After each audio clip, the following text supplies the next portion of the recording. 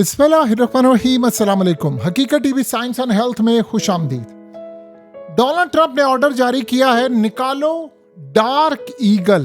ये dark eagle क्या है? ये जो आपकी स्क्रीन पर आ रहा है, ये बेसिकली डार्क ईगल अमेरिका का लॉन्ग रेंज हाइपरसोनिक मिसाइल है जो मैक 5+ की स्पीड से जाता है। और ये बात आप ज़हन में रहे, ये बहुत ज़्यादा फास्ट है। डिफ़िकल्ट होता है इसको किसी भी डिफेंस सिस्टम से रोकना, और तकरीबन आप समझ लें कि ये 2500 किलोमीटर की रेंज का है।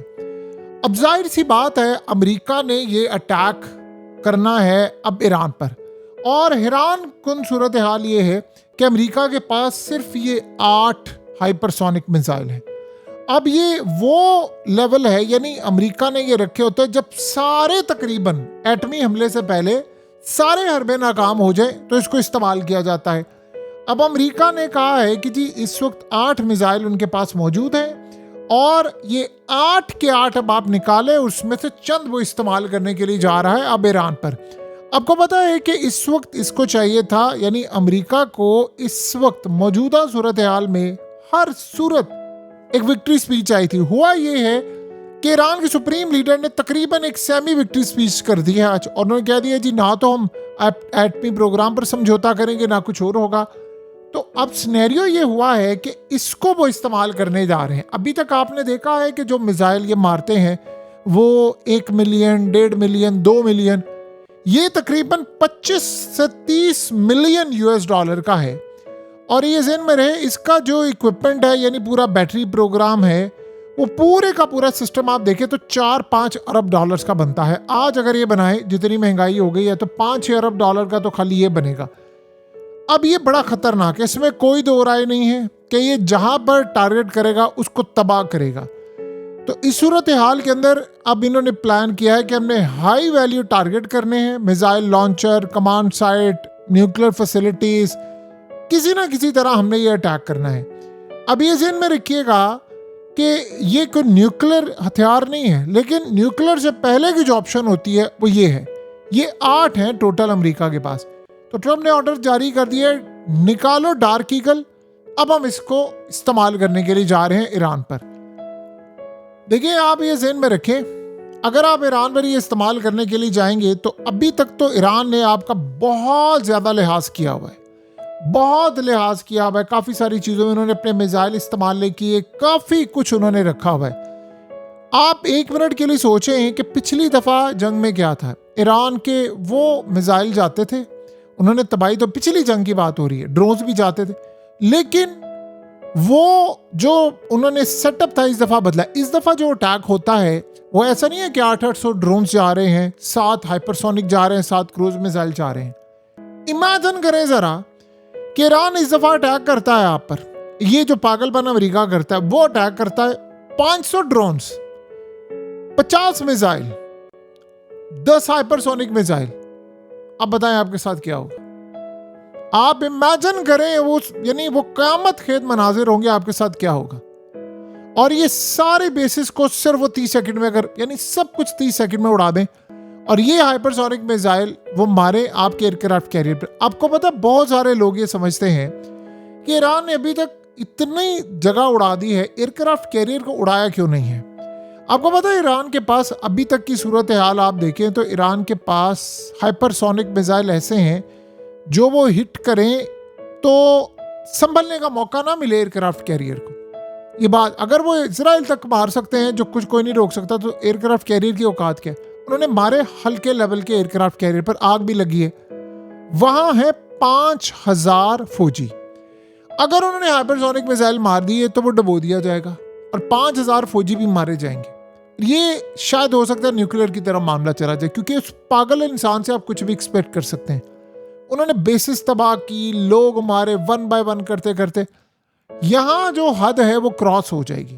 तो ये सूरत हाल, अगर आप ये टारगेट करेंगे, इसको आप क्या करेंगे? आप ईरान पर अटैक करेंगे। ईरान जो बदले में आपके साथ करेगा, आपको उसका अंदाज़ा नहीं है। ये असल सूरत हाल अब होने जा रही है। और आप ये सोचें कि आज क्या ऐलान किया है ईरान की फोर्सेस ने। उन्होंने कहा है कि अमेरिका के वॉरशिप्स, एयरक्राफ्ट कैरियर, जिस तरह अमेरिका की बेसिस को हमने आग में धकेल दिया है, धुआं धुआं कर दिया है। एग्जैक्टली इसी तरह अमेरिका के वॉरशिप्स, बड़ी बेड़े, उसके जहाज टोटली सब कुछ जलाकर आग का ढेर बना देंगे अगर हम पर अटैक हुआ तो। उन्होंने कहा कि अगर हम पर अटैक हुआ तो हम छोड़ेंगे नहीं। और इस सूरत हाल में किसी तरह का कोई लिहाज अगर आप ये समझ रहे हैं कि हम करेंगे तो सवाल ही पैदा नहीं होता। हम किसी तरह का कतन कोई लिहाज करने के मूड में नहीं है इस दफा, ये आज ईरान ने कहा है। सो इस सारी सूरत हाल को आप ये ज़हन में रख लें कि ईरान मुकम्मल तौर पर इनकी तबाही करने को तैयार है, भुड़कस निकालने वाला है। ईरान ने कोई नहीं बख्शना, कोई रहम वाला मामला नहीं है, कोई ऐसी वैसी सूरत हाल नहीं है। बिल्कुल वो तैयार बैठे हुए हैं अटैक करने के लिए। उन्होंने निशाना ऑलरेडी बांधा हुआ है। आप बेशक डार्क ईगल निकाल लें, आप अपना शौक पूरा कर लें, आप अगले का शौक पूरा करवा लें। ईरान इस दफ़ा ये जो आयतुल्ला ने उनके आज बात की है ना कि न्यूक्लियर पर समझौता नहीं होगा, इसका मतलब है कि वो डट गए हैं, उन्होंने अब एटमी तजर्बा भी करना है। ये बात हकीकत टीवी आपको थ्रू आउट बता रहा था कि फतवा वापस होगा।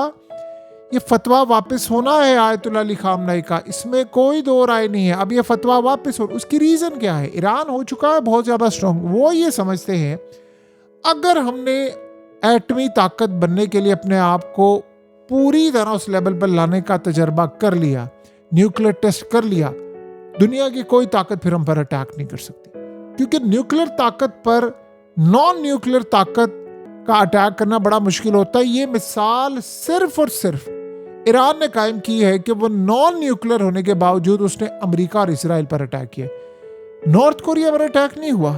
पाकिस्तान पर जब भी अटैक हुआ है तो वो इंडिया ने किया, वो भी एक न्यूक्लियर ताकत है। चाइना पर अटैक नहीं हुआ।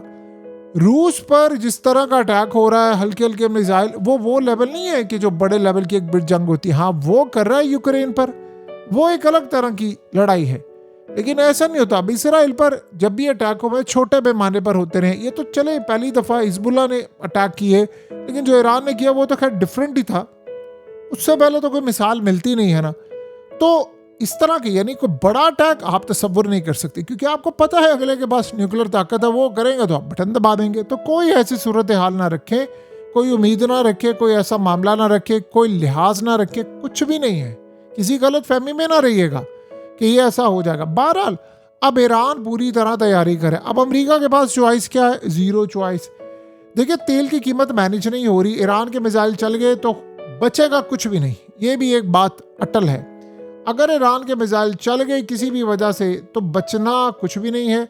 और इस वक्त तेल की हालत ये हो चुकी है, यानी आप ये सोचें कि ट्रंप ये सोच रहा है कि जी मैं अटैक करूंगा और फिर मैं ईरान को टेबल पर लेकर आऊंगा मुज़ाकरात के लिए। यानी अभी तक आप किसी सड़क पर चलते हुए किसी शख्स को पकड़ ले, उससे पूछें कि आप ईरान को धमकाएंगे तो धमक जाएगा, वो कहेगा नहीं, अभी तक हुआ नहीं है ना, वो मुज़ाकरात में बैठते। तो ट्रंप ये कैसे काम करने जा रहा है कि जी मैं ईरान पर अटैक करूंगा और यूरेनियम के लिए या फलाने के लिए। हालांकि कल पुतिन ने इस बंदे को कॉल करके इसकी अकल ठिकाने लगाई है कि अगर एक भी अटैक हुआ ना तो ये डिजास्टर हो जाएगा तुम्हारे लिए। और फिर वही सोच रहा है कि नहीं मैं अटैक करूंगा तो ईरान टेबल पर आ जाएगा। पहली बात यह है कि भाई तूने उसको टेबल पर लाना क्यों है?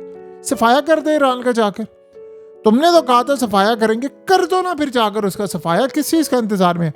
ये चाह रहा है कि ईरान टेबल पर क्यों नहीं आ रहा। यानी लोग बेवकूफ़ है, दुनिया देख नहीं रही। ईरान कह रहा मैंने मुज़ाकरात ही नहीं करने, तुम नेवल ब्लॉक। वो कहता नहीं मेरी मर्जी से मुज़ाकरात होंगे।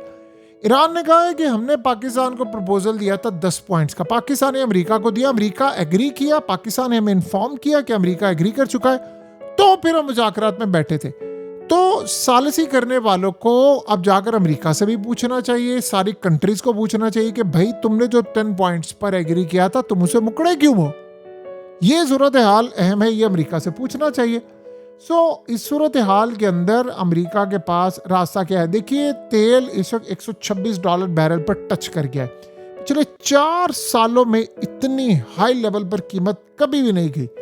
अब आप बताएं कि इस वक्त की जो मौजूदा सूरत हाल है वो कहाँ पर जाती है, क्या मामला होता है? क्या आप बताइए इसके बाद कोई ऐसी सूरत हाल पेश आ जाएगी कि इंटरनेशनल सतह पर अमेरिका को कोई, यानी आप समझ लें कोई रिलीफ मिलता आपको नजर आ रहा है? सवाल ही पैदा नहीं होते। आज एनर्जी का शौक है, सेंट्रल बैंक इंटरनेशनल सतह पर वो देख रहे हैं कि क्या पागलपन चल रहा है।